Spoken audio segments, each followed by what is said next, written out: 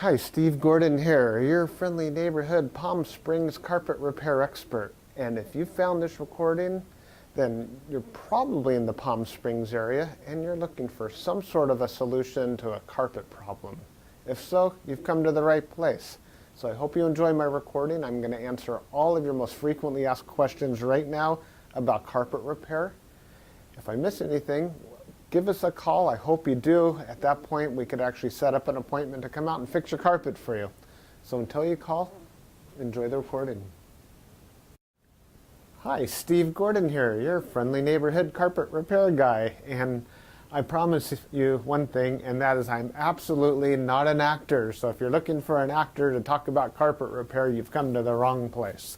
But if you want to know about carpet repair, whether it be carpet stretching, patching, Berber carpet repair, commercial carpet repair, transitions between your carpet and a floor, maybe your stairs need repaired, a seam could need repaired, or a few other things, well, in that case, you have come to the right place because I'm going to talk to you about that, and I'm going to try to answer as many of your most frequently asked questions as possible. And before I get to that, I am going to talk to you a little bit about our guarantee, how to get an estimate, the bid, and a couple other details.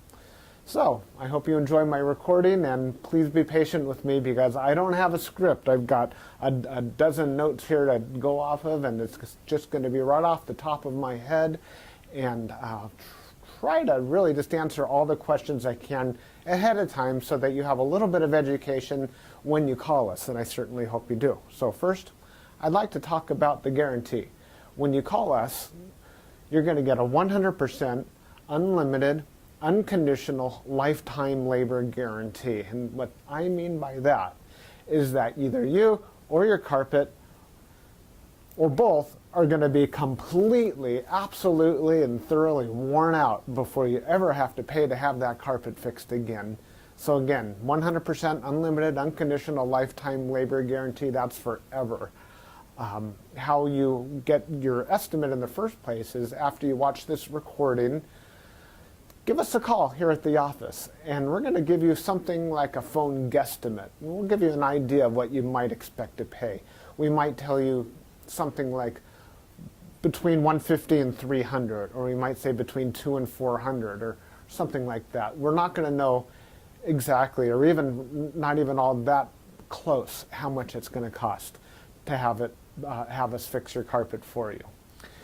So if you feel like we're in the right sort of price range, then we're going to schedule an appointment to come on out and actually give you an absolutely free, no obligation bid. At that point, if you feel the bid is fair, and I'm sure you will because it's our business model to give you a fair price so that we could do the job right then and there all in one trip. We would really love to just do it in one trip. Now, I understand that sometimes you need to get a bid on one trip and then come back at a different time, have us come back at a different time to actually do the work. But by and large, it's normally best to just get it all done all in one trip, and that's how we'll give you the best price as well. After all, driving out to your place once is going to be less expensive for both of us than it would be to drive out to your place 2 or more times. Now, another thing about the absolutely free, no obligation bid is at that point we're going to actually have an opportunity to see the work. We're going to see exactly what needs to be done because you see, when you call us on the phone, even though you think you've explained the situation thoroughly, it's very likely that either myself or one of my assistants here that helps me answer the phone won't really understand exactly what we're dealing with until we actually see it. And so that's why we really do want to come out and give you a bid in person. And by the way, if you don't like the bid, if you don't think it's fair, we're going to walk away absolutely empty-handed, and that makes us sad. So sad, because we want to be out there, we want to fix your problem and put a check in our pocket and go off to the next one. After all, this is what we do for a living. This is how we feed our families. Speaking about money, please don't pay cash. We would really prefer that you pay with a check made out to Creative Carpet Repair, or use a credit card. You can call in the office with a credit card. So cash, it's against the agreement I've made with all my contractors. Now, if you work with me directly, if I'm the actual contractor that shows up to your house and you want to pay me cash, I'm happy to take it. But for any other contractor throughout my entire company, Please don't pay cash. Now, I want to talk a little bit about the carpet repairs. I've got a little bit of housekeeping out of the way. Let's talk about carpet stretching. Most people wonder why their carpet is all rippled up. So if you look out at your carpet and you see more waves than the ocean, or it's more rippled up than you can believe, and there's peaks and valleys in your carpet and you're getting seasick just looking at it, or if it's a trip hazard, there's a real good chance that your carpet was never stretched in tight enough to begin with. You see, whoever stretched your carpet the first time around more than likely didn't use a power stretcher. Now what a power stretcher is a pole that it butts up against one wall on one side of the room, and this pole runs all the way across the room to a head that's on the other side. And when we push down on this handle, the carpet gets stretched, and it gets stretched so tight that we have no doubt at all that we're going to be able to live up to that unlimited, unconditional lifetime waiver guarantee. That carpet will never ripple up again. You have my absolute word of honor on that. And if I'm wrong, we'll do it again for no charge at all. When we stretch carpet in a room, it's always best to have the room completely empty.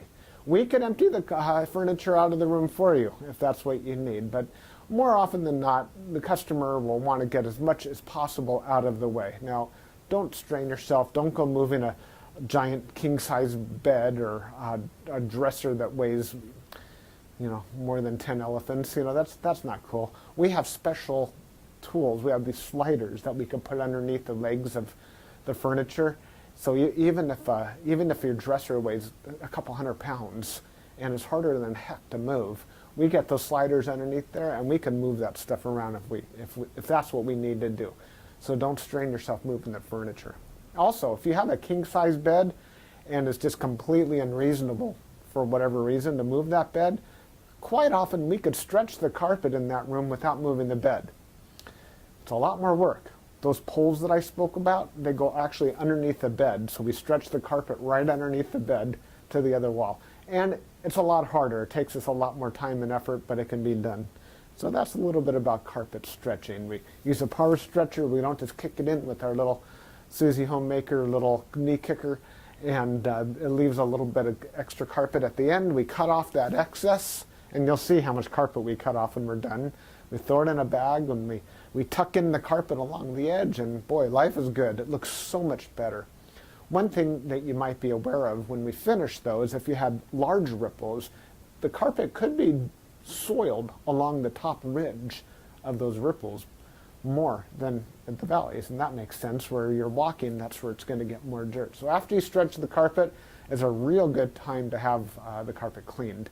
Also, the carpet's out of the room, and the furniture is out of the room, and it's just a great time to clean the carpet. It looks a lot better at that point. Mind you, like I said, this is unscripted, so I'm just going to talk to you about carpet repair. Now let's talk about Berber carpet repair for a minute. Berber carpet repair has rows. Well, Berber carpet has rows. And actually the word Berber carpet, or the name Berber, it isn't exactly accurate. Berber carpet actually comes from a place out in the Middle East, country or countryside, where the area is called Berber. The Berber people or something like that. Anyhow, it's a very expensive rug, Berber rug. That's the actual meaning of the word Berber rug.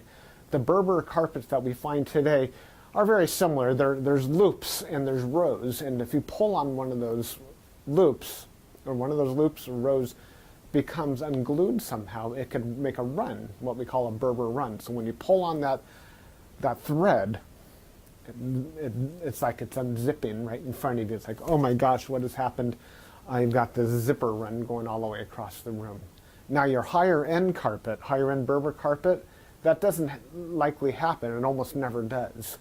But the lower end, middle of the road and lower end Berber carpet runs all the time. So when we fix a Berber carpet, what we're going to want to do is take out the bad area and patch a new piece in there. Sometimes we could actually weave a little bit of some new loops right into the place where that carpet has come unfurled. But more than likely, we're going to want to put in a Berber patch in that area. One reason that Berber comes apart at the seams is because the carpet was never sealed at the seams well enough to begin with. Your carpet installer that originally installed that carpet was supposed to use a latex sealer or even a glue gun or something to seal the edges of the carpet. Now, if they don't seal the edges of the carpet, that's one reason that Berber carpet is just going to unfurl like crazy. So when we put in a patch or fix a Berber carpet, that area gets sealed. Now, we give the unlimited, unconditional lifetime waiver guarantee on Berber carpet as well. But mind you, just because, let's say you have a 12-foot seam and we fix 3 feet of it, that's the part that we guarantee. The rest of the seam we're not going to touch. And you may have a problem with that in the future. And that's certainly not our business to cover something we've never actually worked on before. Now, after Berber carpet patching, I'll just talk about carpet patching in general. And this includes the Berber.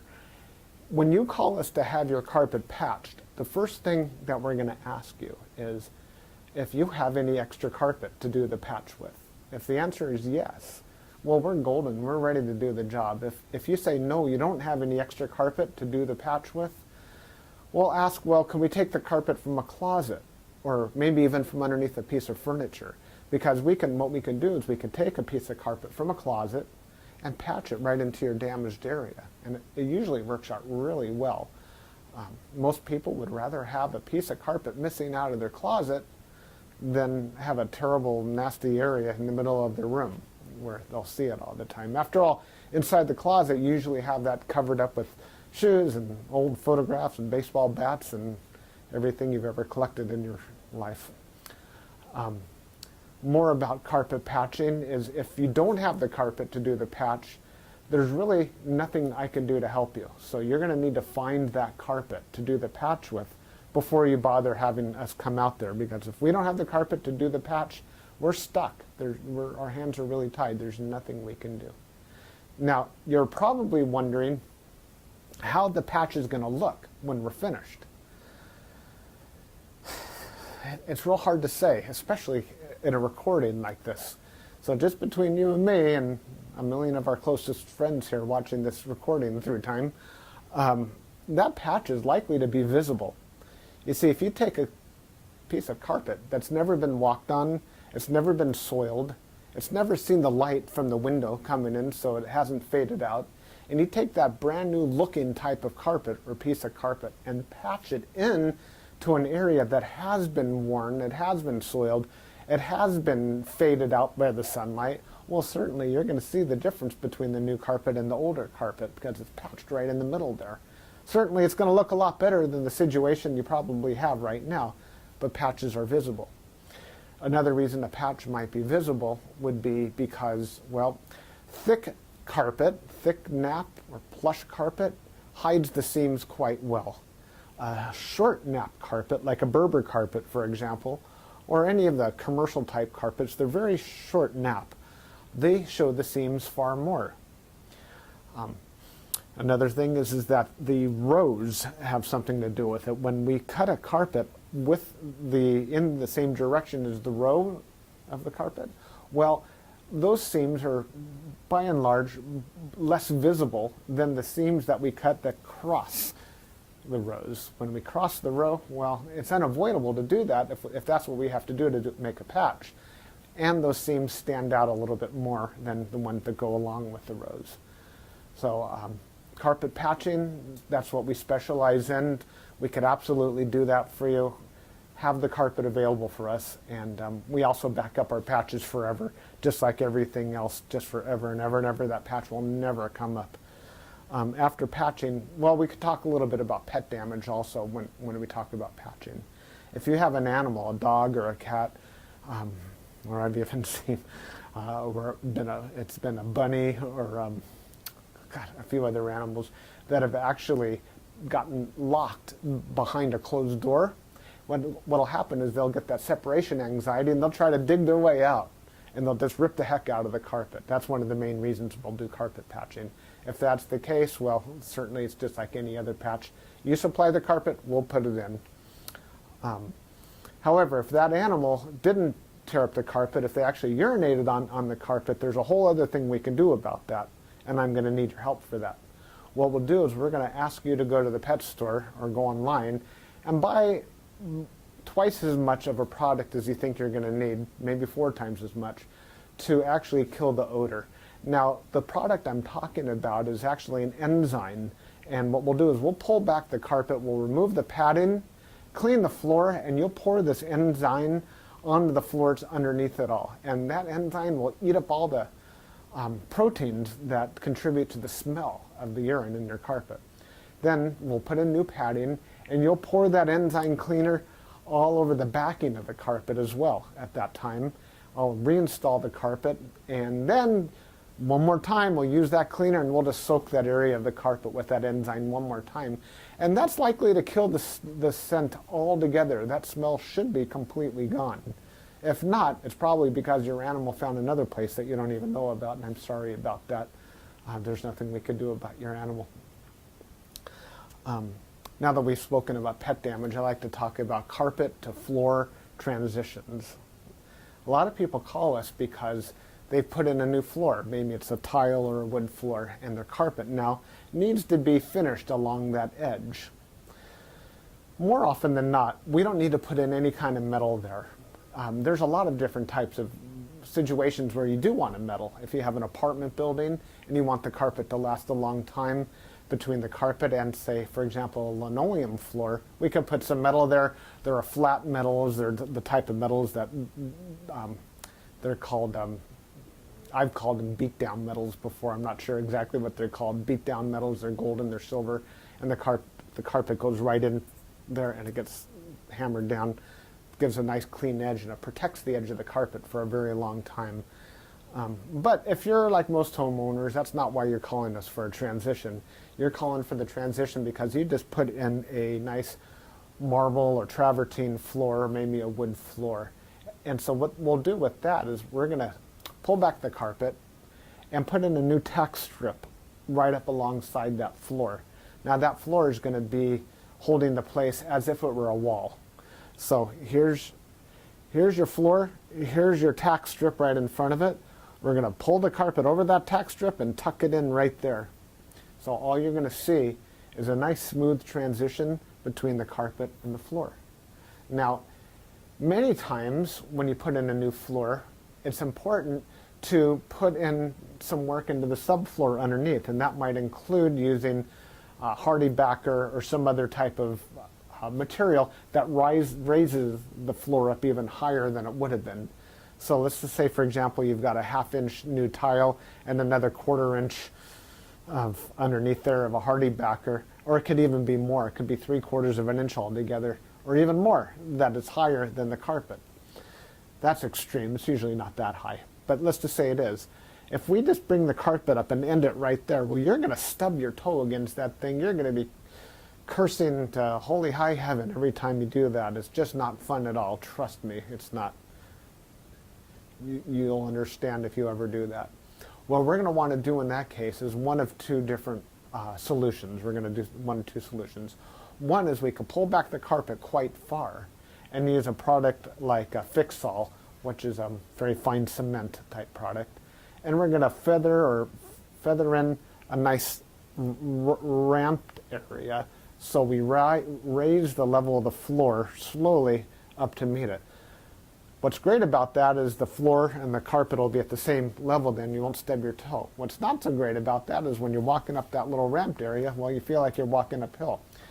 There's really no way around that I know of outside of pulling out all your carpet and floating a whole new layer of concrete, self-leveling concrete on the entire concrete floor underneath. That's a lot of work. It's possible that would be the perfect way to do it if I were working on a $10 million home in Beverly Hills, that's probably what I would be doing. I would be raising the entire floor to be level with, so the carpet could be level with the floor. But here in the real world, what we'll normally do is rise it up with some Fix-All, or we could do it even easier. We could use shingles, cedar shingles. Cedar shingles are about that long, and that makes a nice little ramp up. And it normally works just beautifully. It's quick, it's easy, we can get it all done in one trip. So we're going to raise the level of the carpet right up to the level of the floor, and you're just going to be happy as can be about that. Some transitions are round, curved. Other transitions could be squared. We can do, there's 100 types of transitions out there. And if you look on the internet under carpet to floor transitions, you're going to see a lot of examples. Perhaps even on my website, you can see some other examples. And so when you call us, you can explain what you're dealing with, and that would help us with the program here.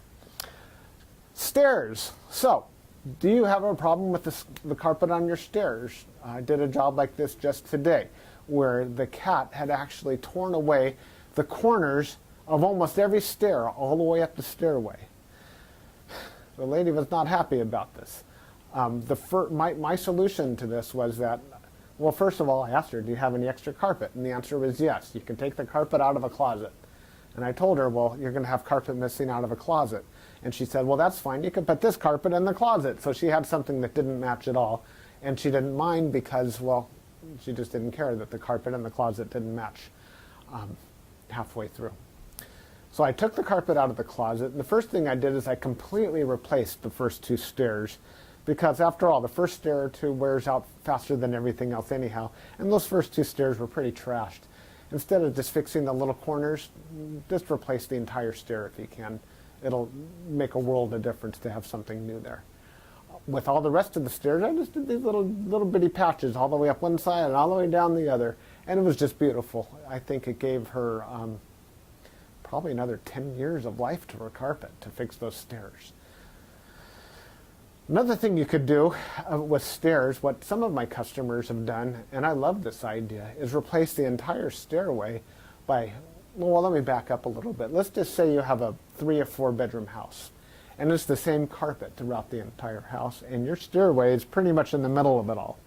And if you replace the carpet on your stairs, well, it's going to be a slightly different color than the rest of your carpet, and that's going to look low class, and we don't like that, do we? No, we don't.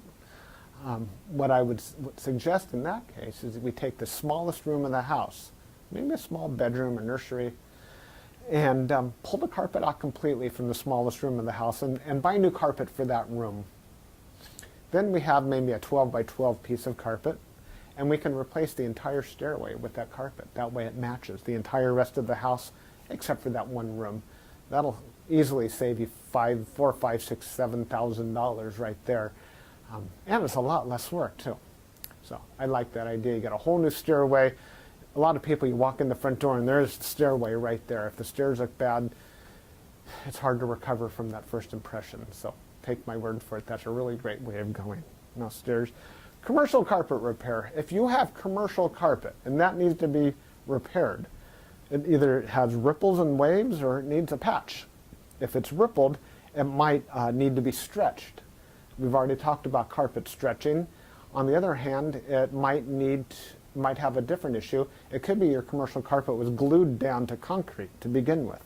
If that's the case, what we do is we actually take a knife and we just cut right down the middle of those ripples, cut right down those bubbles, and we will re-glue the carpet right underneath there and smush it all down, and believe it or not, those bubbles are going to be completely gone. They might be completely invisible when we're finished. You won't even see where we cut it, because where we cut it is exactly where we put it back together. The carpet will be nice and tacky before we push it back down.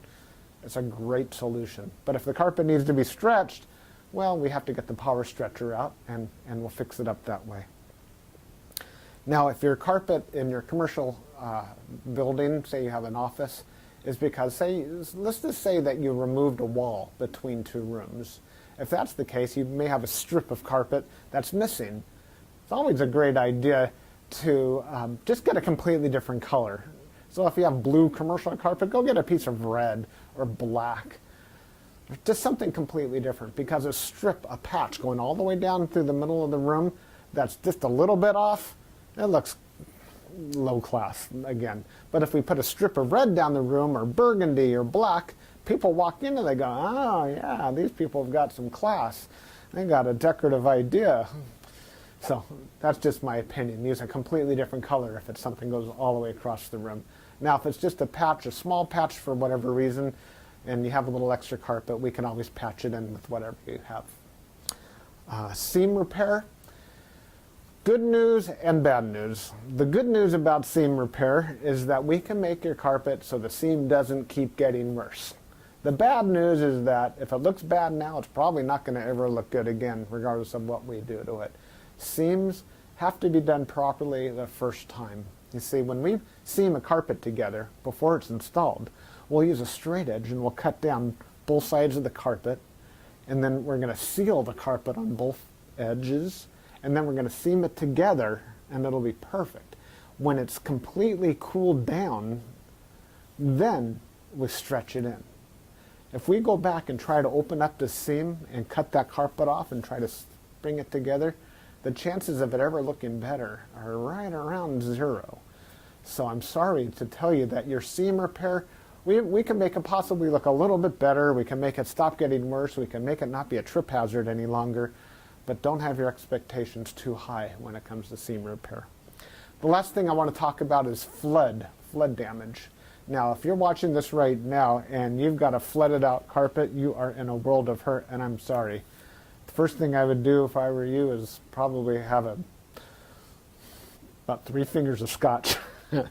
And then I would go ahead and get an extractor, like a hot water extractor. You can rent them at the just about any rental yard, and just start extracting all the water. Pull back the carpet, get rid of all the padding that's underneath your carpet. Rent a couple of blowers, or as many blowers as you need, and these things, they kind of look like a snail. As a matter of fact, that's their nickname in the field. We call them a snail. And they're shaped like that, and boy do they ever blow. And you can blow dry the whole underneath of your carpet. Set it up and get the carpet completely dry. At that stage, that's when you call us, and we can supply new padding, put a new pad, reinstall your carpet, clean the carpet for you if you're in an area that we do carpet cleaning, and life is good. You can put your furniture back and you'll be happy again. You don't have to do it yourself. If you want to call a company, even ours, depending on your area, can do that extraction for you as well.